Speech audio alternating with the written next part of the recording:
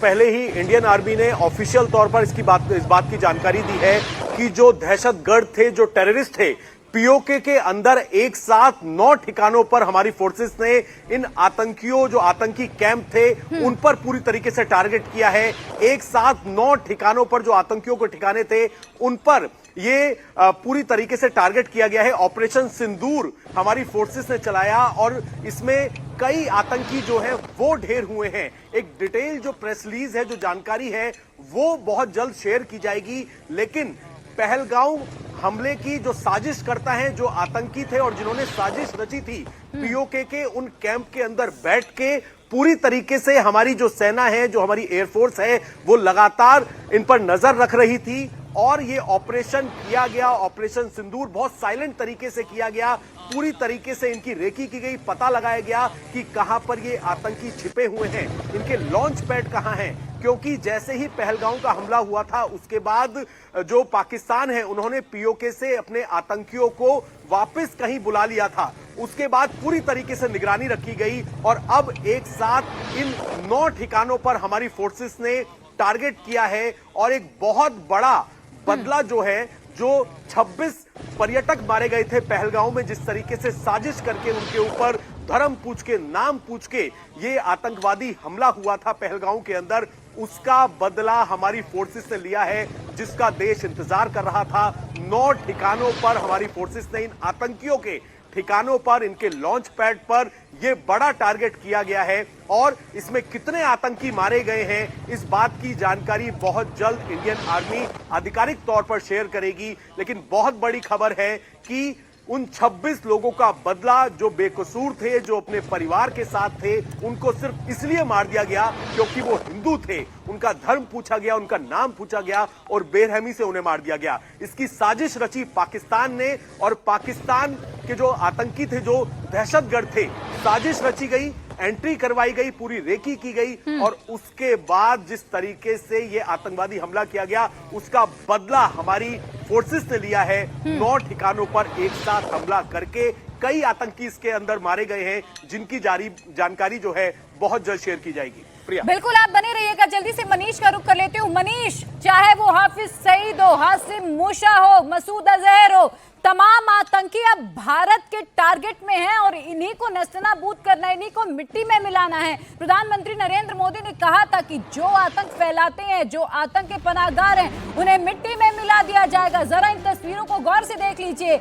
आज 9 ठिकानों पर स्ट्राइक की गई है, लेकिन एक बात भारतीय सेना ने बिल्कुल साफ साफ क्लियर कर दी है कि पाकिस्तान मिलिट्री को टारगेट नहीं किया गया है, बल्कि टारगेट दहशतगर्दों के ठिकानों को किया गया है। लगभग 33 ऐसे आतंकी कैंप हैं जो पीओके में एक्टिव थे और उन्हीं जो ठिकाने हैं आतंकियों के, उन्हें ही टारगेट किया गया है। मनीष, आपके पास क्या जानकारी आ रही है? क्योंकि देखिए, भारत तो पूरी तरीके से तैयार है। अगर पाकिस्तान रिटेलिएट करता है तो भारत की तैयारी पूरी है।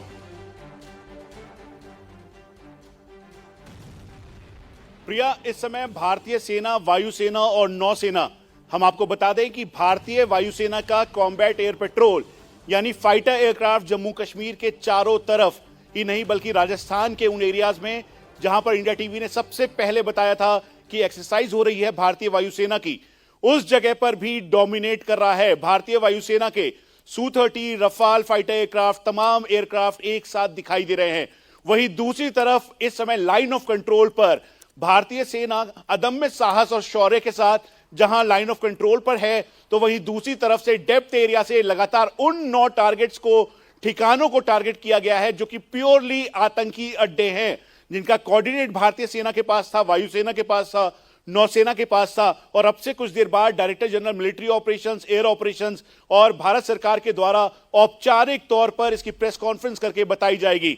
लेकिन पाकिस्तान की तरफ से होने वाले रिपरकशन का भी पूरा ख्याल था। इसी वजह से एयर डिफेंस मजबूत किया गया है कि अगर पाकिस्तान कहीं से भी अपने फाइटर एयरक्राफ्ट या मिसाइल लॉन्च करता है तो उसे ध्वस्त किया जा सके। इसीलिए पूरी 22 तारीख से लेकर आज तक, आज का दिन बहुत खास है क्योंकि 26 लोगों के जो सिंदूर उजाड़े थे आतंकियों ने, उनका बदला ले लिया गया है। और स्ट्रेटेजी के साथ 22 तारीख से लेकर आज तक पूरी तैयारी की गई, स्पेसिफिक तैयारी की गई और फिर उसके बाद एक एक करके आतंकी अड्डे, एक दो नहीं बल्कि 9 आतंकी अड्डों को तबाह कर दिया गया, ध्वस्त कर दिया गया और भारतीय सेना ने औपचारिक तौर पर इसका नाम ऑपरेशन सिंदूर दिया है। हमें बताया गया है कि ऑपरेशन सिंदूर जब ये नाम रखा गया, प्रधानमंत्री नरेंद्र मोदी जब तीनों सर्विस चीफ से मिल रहे थे, national security adviser Ajit Doval मौजूद थे, रक्षा मंत्री राजनाथ सिंह मौजूद थे, तभी यह तय हो गया था कि आज के दिन जब मॉक ड्रिल की तैयारी होगी, लोगों को बताया जाएगा कि हम मॉक ड्रिल पे जा रहे हैं, एक तरफ भारतीय वायुसेना एक्सरसाइज करेगी।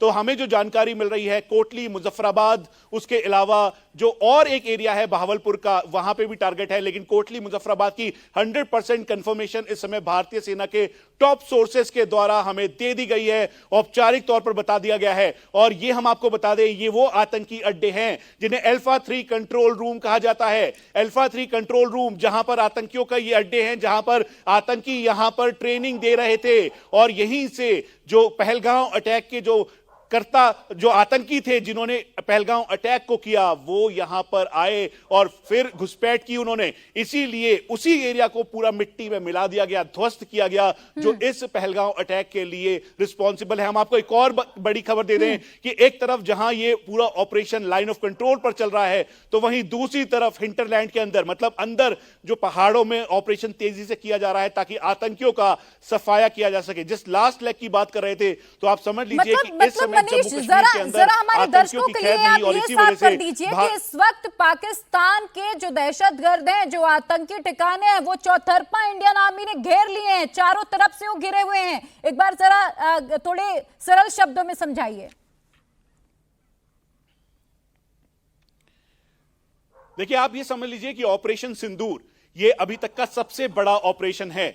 1971 के बाद पहली बार ऐसा हुआ है कि भारतीय सेना, वायुसेना और नौसेना ने एक साथ इतने बड़े ऑपरेशन को अंजाम दिया है। उसकी वजह है पहलगांव में हुए आतंकी हमले के बाद जो जिम्मेवार आतंकी थे, जो इसके पीछे मास्टरमाइंड थे, वो पाकिस्तान ऑक्यूपाइड जम्मू और कश्मीर के मुजफ्फराबाद, कोटली इलाके में अलग अलग जगहों पर उनके अड्डे थे। 22 तारीख से लेकर अभी तक ये पूरी स्ट्रेटेजी और प्लानिंग तय हुई।